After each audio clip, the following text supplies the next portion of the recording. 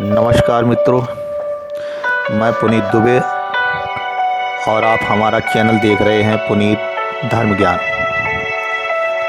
जी हाँ, जन कल्याणकारी तुलसी का पौधा भी कर सकता है घर का विनाश। बिल्कुल सही सुना आपने। अगले कुछ मिनटों में हम आपको तुलसी के महत्व के बारे में समझाएंगे। हमारे सनातन धर्म में तुलसी का महत्व बहुत ही ज़्यादा है।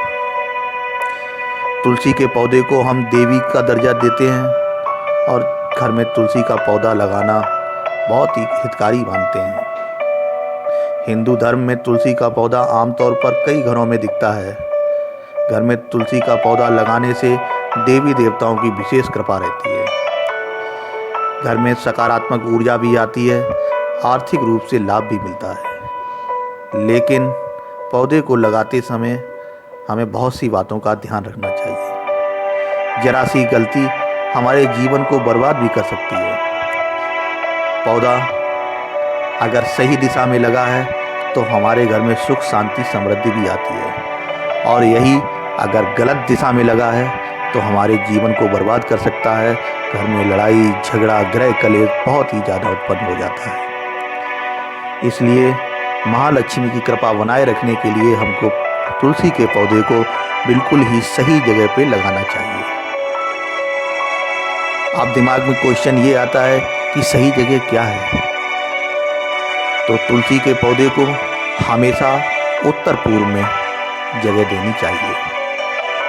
बहुत से घरों में, हमारे शहरों में रहने वाले जो लोग फ्लैट में रहते हैं, जिनके पास ज़मीन नहीं है, वो अपने घर की छत पर भी उत्तर पूर्व में इसको गमले में लगा सकते हैं।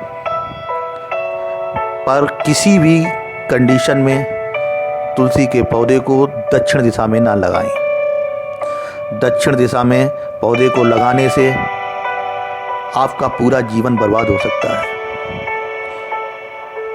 कभी भी भूल कर भी दक्षिण दिशा में तुलसी के पौधे को ना लगाएं।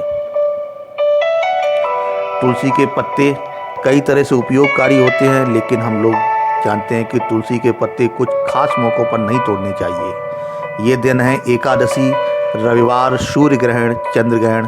इन तिथियों पर रात के समय तुलसी के पत्ते नहीं तोड़ने चाहिए। बिना ज़रूरत के कभी तुलसी के पत्ते बिल्कुल नहीं तोड़ना चाहिए।